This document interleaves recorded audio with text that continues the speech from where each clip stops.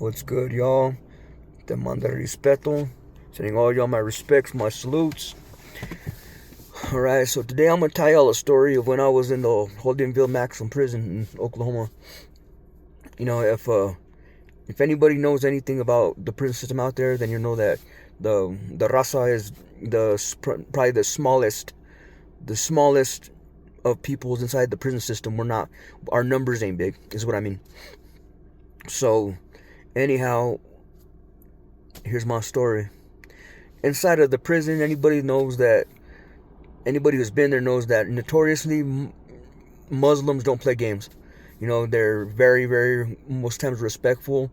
They stand on their stuff. You know, they're very, very, very onto their prayers and their salats and everything that makes them who they are and what they stand on their belief. But they don't really play those gay games. They're not about that. They're pretty solid. But every person's gang has their undercovers. Well, my story is about a vato named Too Short. Him and a homie named Beast, they lived across from me in my unit. And every morning, I was one of them people that get up really early. I would get my work. I'd put my breakfast away on the side. I'd put my breakfast away. I'd get up. I'd pray to God. I'd put my breakfast to the side. I'd drink my 8-ounce cups of water and 8 ounces of coffee. And I was very, very loyal to my workouts. And but so was Beast. Beast was also very loyal to his workouts. I'd look across the way, tell me, hey, what's up, homie? We'd sign a lot and stuff, but he could see me, so I knew he was at his stuff. I was on my routine, so I let him do his routine. I do my routine, But I would never really see this vato Too Short, on it like Beast was. And Beast would always give his Sally consejo, always give him school. Well, some people don't like to be told anything. They think that you're trying to bully them or trying to tell them how to do their time. And, 9 out of 10 people like this, they don't make it. And so that's how Too Short was. Anyhow, for months and months and months, I'd rap to them through the windows and, hey, what's going on, this and that, the next. And I would always see Too Short and Beast kind of like bickering at each other, always at each other, like not fighting, but like bickering at each other, frustrated. When you're locked inside with the celly, you have nowhere else to really put your frustrations. You either handle your frustration and deal with it outside, like writing, push-ups, your art. If you rap, some people rap. Poetry, art. Like I said, artwork. Putting your stuff into just your family. Like people take it on their girl, their family. But in this case, these guys would go back and forth at each other. And but I'm not gonna lie, I would think that Beast, he would always tell Too Short majority of the things that if Too Short would have thought about it, would have saved his life. Well, they got into it for so long, and finally after a while, Too Short was like he didn't want to be in the same cell as Beast anymore. And below me in the cell right below me, there was a vato named Doughboy. He was an African American man. I thought he was one of their people, man. He would come out and he would, hey, what's up? And he'd say their salute and all that. And this dude, he played the part well, man. He'd go out there and work out with his homies and all this, man. Well, you know what? I guess he started talking to Too Short over there in the rec yards and the cages and telling him, hey, well, I'm assuming he told him you could come over with me. Come over with me. It's all good.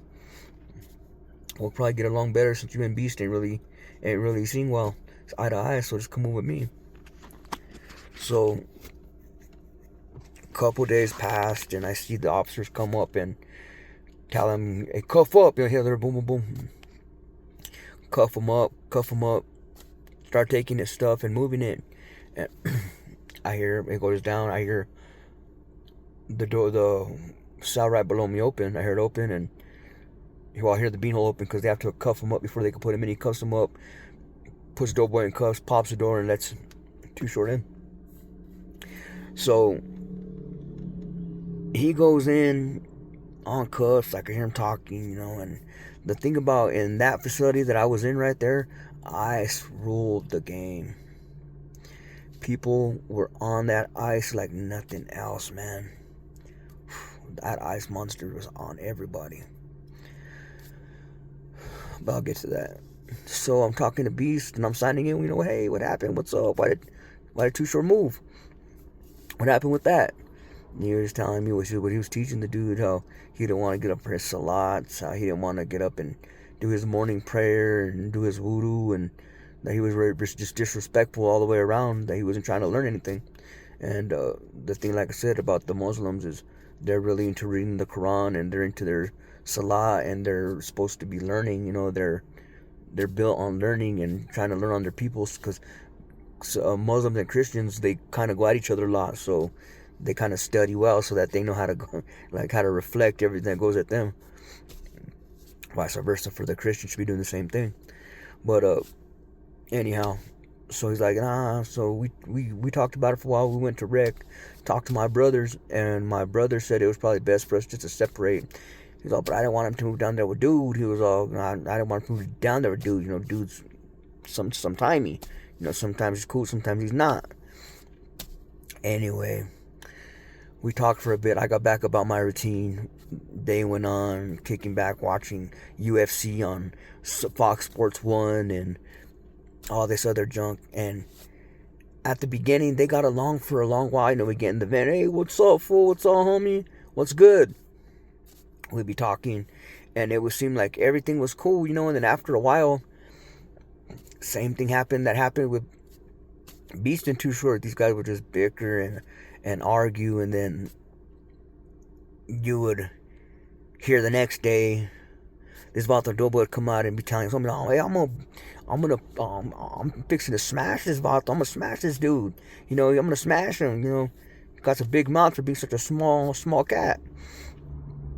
And they'll tell him, nah, don't do it. You hear him just say, y'all ain't about that. We don't do our people like that. Just give him time. So, this happened consistently for days on days. You hear them back down there arguing. These guys would just be like, hey, what's up? And I'm guessing down there that they'd be down there like, fighting, not fighting, but, it's like pushing each other around, wrestling and all this foolishness. So, one day, it's dark, the meth monster had just hit the pod, and the thing anybody knows, a lot of the big time gangs, they ain't supposed to be, they're supposed to be clean, they're supposed to be clear-minded, they're supposed to be sober.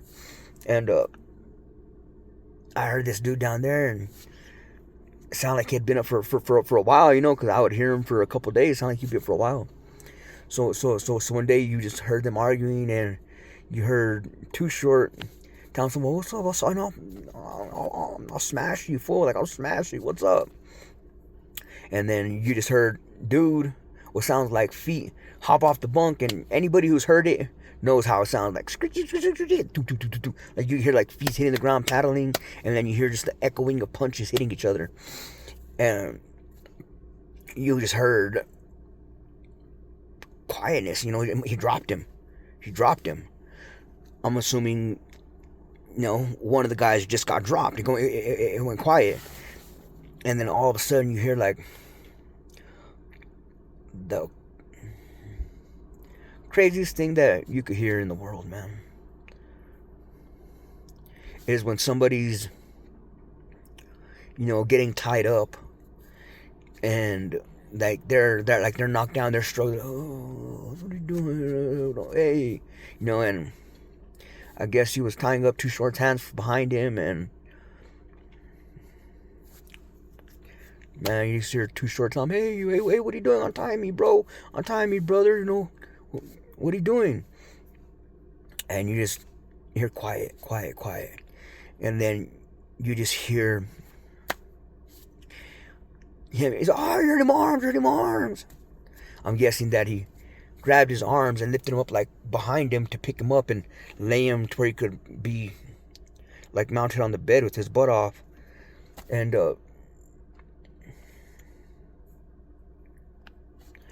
sick. Yeah, he pulled down his pants. Spit. I guess he, and then you can hear him. You're hurting me. And then he's like, so I guess it wasn't going in. So I just heard him. He said something. He's all, please stop, please stop, please stop, please stop, please stop.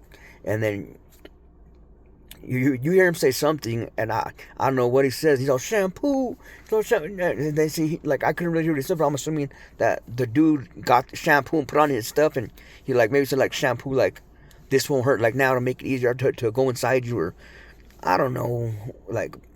It's just sick. I'm sitting thinking about it, and it's like, man, that's wild. The stuff that people do in the system. You gotta be careful. You gotta be aware. You got to take your schooling when you got a salary who's trying to give you that. It's consejo.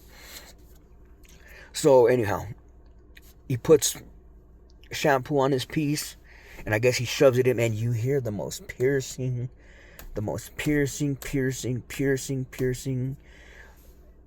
scream. I hopped up. Next door hops up. We went and I stuck my head in the van. I was like, hey, what are y'all doing? Hey, stop. Hey, cut it out. Hey. And then Beast is at the door. Like, hey, chill out on that, ese. Right? And you just hear him, he was beating that dude's guts in. He was like, this dude cried and crazy. Oh. And then you hear like somebody putting their mouth around their hand around trying to cover him. And dude, he had sex with this kid, and then no officers would come. And the thing about that facility is you can't just go under the doors and call for COs. That's like a rat move. You know what I'm saying? You can't just do that. Like you can't. You gotta just like let it happen, man. And it's a miserable thing, the most terrifying thing in the world, man. So this guy's just smashing this kid, just tearing his ass up. It went on for forever. Then finally the cops came through, and you hear Too Short down there crying. And I guess by this time he had untied him, and he had submitted, so he untied him. I guess he was just laying there, and like I said, dude was a big boy, so he was probably standing in the window, I'm assuming, when they went by to flash the light inside. And time passed by, and the next day, the sun comes up. Kind of fell asleep, and I look at the thing, and I'm telling B, say, what happened? It's good. No, I said he raped Too Short. Said he raped him. Tied him up, and you raped him. And I was like, so what's up? Is Too Short gonna move? Like is he gonna stay with this vato? Is he gonna move at all? And he was like, well, yeah. He said, we're trying to get him out of there. But this dude wouldn't let Too Short go easy. Like, it's a big old thing. Just like, I would assume it's crazy to just get raped, be in a cell with somebody, and your homies that are supposed to be from where you're from, your brothers are trying to get you out, and then you're seeing that this guy was not one of your brothers at all. He was just a catfish. He was really he was about that life, and he rapes one of your brothers that's 4 or 5 sizes smaller than him. Beats him into submission, ties him up, and rapes him. That's sick. That's just sick. But that's what happened. And so, like a couple nights passed by, and like I said, the meth monster had hit. People were getting high, and you could hear them saying something again. And this guy, because everybody's by this time talking mad trash to Doughboy, talking mad trash to him, telling him, that he's sick, that he's no good. So he would get in the vent, and you would blabber about it, Yeah, I'm gonna do lines across his back. I'm putting a line across his butt cheeks and his ass, his butthole. I'm gonna snort this, and I'm gonna smash him. I'm gonna make him deep throat this. And then he's on. And I'm gonna let you guys hear it too. You're a piece of garbage. You're garbage. You wouldn't do that to just no regular person. You chose a weak man. You chose a weak, small man at that. Hey, you come down here, I'll do the same thing to you. This standing next to saying to me, telling me, and the vato in the cell next to me. So he did exactly what he said he was gonna do. I guess you hear him snort a line, then you hear him just beating that boy's guts. Like you hear him, suck this, suck it, no, and he did. You could hear. It didn't sound good. You could hear it. And that day went on. They were up, and That next day they didn't go to rec, and you could still hear, like, I don't know if he had a tissue, but even after count, it was like they went straight back to it. Like he was he was just smashing this kid, just having sex with him all night and all day, and the officers are at the pod. And it's just sick. You be, hey, too short. Hey, brother, you good? You good? And he just stay quiet. You wouldn't hear a noise. You wouldn't hear anything. Just hear the sex and everything. And so after a while, they landed up getting him out of the unit, out of the cell. They got him out of the cell. He came out. He would. Well, actually, prior to that was me jumping the gun. He would come out and you would see him go to the showers. He'd go to the showers with Doughboy. Together. In front of the police. So he could have, asked the police right there, hey, move him, getting raped. But he didn't. I guess he turned him into his boy. A boy is somebody's lover. When you turn somebody into your lover in prison, that's your boy. So he turned this kid out. So he gets in there and he turns this kid out and gets into the cell. But like I said, the Muslim brothers were we gotta get him out of there. They didn't know it. We didn't know till later that he turned him out. So they get him out. They take him out. They take him to SAG. They didn't say exactly what happened because they left Doughboy below us. And telling us, hey, we're gonna get somebody off in there with you. Let's see if you could do the same thing to them. But he wouldn't accept the Sally. He wouldn't accept the Sally. Days passed. All of a sudden, we see Too Short come in through the front door. We look and say, hey, water out. You see us coming in. He comes in, and Too Short's with him. With his stuff. He walks in, and they take him exactly back to the same cell. The exact same cell. And Beast is like, what are you doing? What's going on? I got room up here. There's people like, I got room. But he had fallen in love with this dude.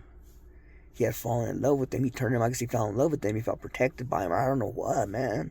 I don't know what. But they popped the door, put him right back in there. And that's the story of Too Short. Too Short. And him not being able to just quiet his mouth and listen to his brother's wisdom. Trying to make him a better man. Trying to make him a smarter man. Yet he became somebody's boy. Alright, y'all.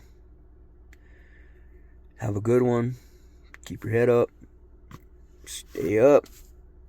I salute you. Over and out.